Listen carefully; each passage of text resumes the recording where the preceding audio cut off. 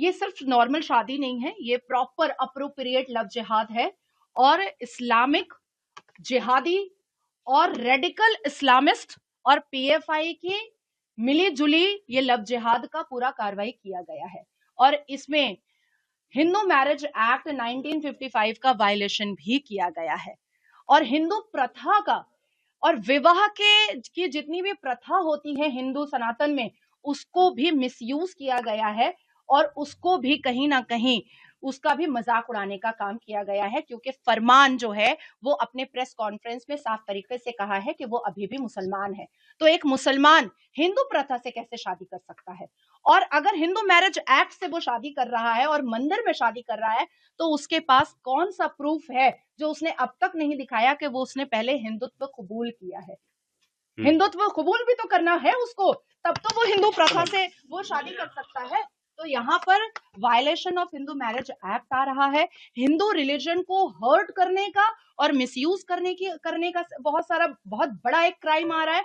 और दूसरा कि शर्जील इमाम जैसे ही अपने भाई की शादी के पैरोल में बाहर आया है, वैसे ही ये जितने भी टेररिज्म ऑर्गेनाइजेशन हैं वो एक्टिव हो चुके हैं। और अभी हालिया में हमने उत्तर प्रदेश में झांगुर पीर को देखा था, जलालुद्दीन को, कि किस तरीके से वो लव जिहाद का पूरा स्ट्रैटेजी चला रहा था। उसके बाद फिर हम लोगों ने देखा KGN जिमखाना, फिर हमने बस्ती में देखा कि 3 मुसलमान लड़के किस तरीके से 300 से ज्यादा अधिकतर लड़कियों के न्यूड फोटो करा करके उनसे प्रोस्टिट्यूशन कराने का काम भी करवाने की कोशिश में लगे हुए थे। तो मुझे ऐसा लगता है कि केरला की सरकार अगर ऐसे ऐसे लव जिहाद को और ऐसे ऐसे क्राइम और ऐसे ऐसे रेडिकल इस्लामिस्ट को सहयोग कर रही है, तो हमारे देश की सुरक्षा एजेंसी को काम करना चाहिए और इमीडिएट शर्जील इमाम के पैरोल को कैंसिल करवाना चाहिए। और शर्जील इमाम ने जब और जहां पर बैठ करके स्पीचेस दिया है NRC CAA के खिलाफ, उस वीडियोस में फरमान के प्रेजेंस को ढूंढने और ढूंढ करके निकालने की जरूरत है, क्योंकि मुझे और सनोज भैया दोनों को यह संदेह है कि PFI का इसमें बहुत बड़ा हाथ है और PFI की फंडिंग भी है, जैसे झांगुर पीर के मामले में हमने मुस्लिम कंट्रीज की फंडिंग देखी थी। मोनालिसा को सीरिया भेजने की बात कही जा रही है। हाँ, ऐसा सूत्रों से पता चला है, क्योंकि केरला में भी कुछ राष्ट्रभक्त लोग हैं जो कनेक्शन में है सनोज भैया के, उन लोगों ने बताया है कि ऐसी कोई कार्रवाई चल रही है और इमीडिएट बहुत ही मतलब चुटकियों में पासपोर्ट बनवा लेना। और लड़कियां तो पार्सल की ही जाती हैं, इतने जो हम लोग देखते हैं मिसिंग डायरीज, इतने किडनैपिंग के केसेस, तो बच्चियां तो इधर से उधर कर ही रहे हैं ये लोग। मदरसे में कोई सभ्य इंसान तो बन करके निकल नहीं रहा है, मदरसे में यही लव जिहाद वाले तो कटमुल्ले निकल रहे हैं। तो मुझे ऐसा लगता है कि हमारे देश की जो राष्ट्रपति हैं वो भी ट्राइबल हैं और वो भी महिला हैं, उनका भी इंटरवेंशन इस मामले में बहुत जरूरी है, क्योंकि मोनालिसा को हम 35 टुकड़ों में नहीं पाना चाहते हैं, हम उसको जिंदा सांस लेता हुआ पाना चाहते हैं। केरल सरकार पे कई गंभीर आरोप लग रहे हैं। हाँ, बिल्कुल आरोप लग रहे हैं। क्या इस आरोप को केरल सरकार आकर के सामने एक प्रेस कॉन्फ्रेंस करके मेरा नाम ले करके डिनाई कर सकती है? मैं केरल जाने को तैयार हूँ, डरता वो है जो गलत होता है। मध्य प्रदेश और उत्तर प्रदेश के मुख्यमंत्री से क्या मतलब आप चाहेंगे? हमारा जो लीगल कार्रवाई है उसमें किसी भी तरीके की कोई कुताही ना हो, किसी भी तरीके की कोई देरी ना हो। हम जैसे ही लीगल कार्रवाई के लिए वहां तक पहुंचे, वैसे ही हमारी लीगल कार्रवाई जो है वो स्टार्ट हो जाए। लीगल कार्रवाई जो आप कर रहे हैं, ये आप किसी सरकार के इसमें कर रहे हैं या सनोज जी के? मैं सनोज जी के सपोर्ट से कर रही हूँ, परिवार के साथ, बिल्कुल फैमिली के साथ। बेसिकली जो कंप्लेनेंट होंगे वो उसके माता पिता होंगे और सनोज जी होंगे, and I am the council.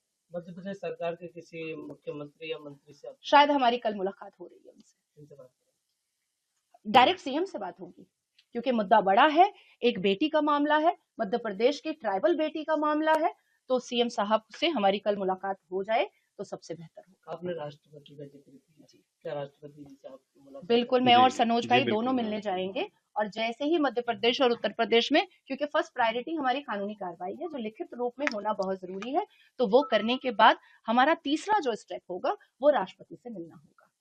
आप भी मुस्लिम हैं, लव जिहाद जिस तरह से चल रहा है पूरे देश में, क्या लग रहा है आपको कि ये बाहरी ताकत है या सिर्फ देश के लोग ही कर रहे हैं? लेट मी करेक्ट यू, मैं सिर्फ मुस्लिम नहीं, मैं सनातनी मुसलमान हूँ जो भारत माता की जय और वंदे मातरम पूरे शान से बोलती है, ठीक है।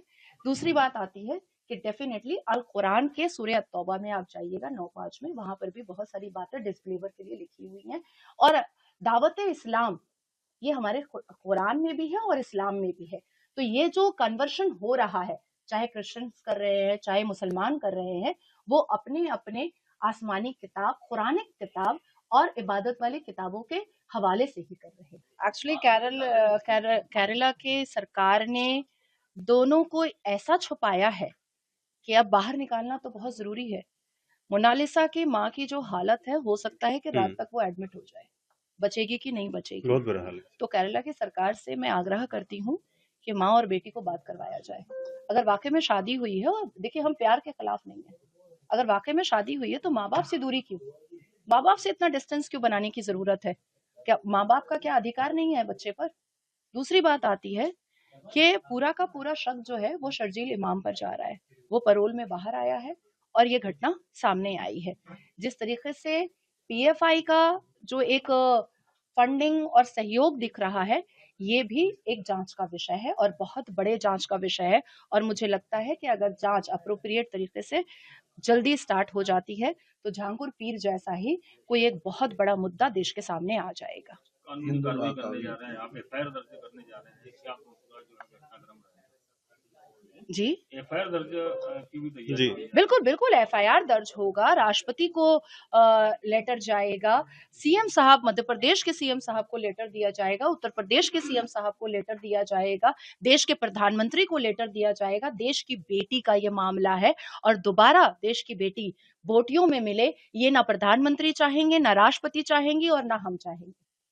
केरल ही क्यों चुना आपने, क्या लगता है आपको? सबको पता है, सबको केरल से पता ज्यादा है, safe क्या है? केरल से ज्यादा सेफ क्या हो सकता है? जिस तरीके से पीएफआई स्ट्रॉन्ग मूवमेंट केरल में कर पाता है, उस तरीके से उत्तर प्रदेश में क्या ये शादी पॉसिबल थी? मध्य प्रदेश में क्या ये शादी पॉसिबल थी? ये सब, ये ऐसी लव जिहाद वाली शादियां जो होती हैं, वो केरल सबसे ज्यादा बेस्ट हो जाता है।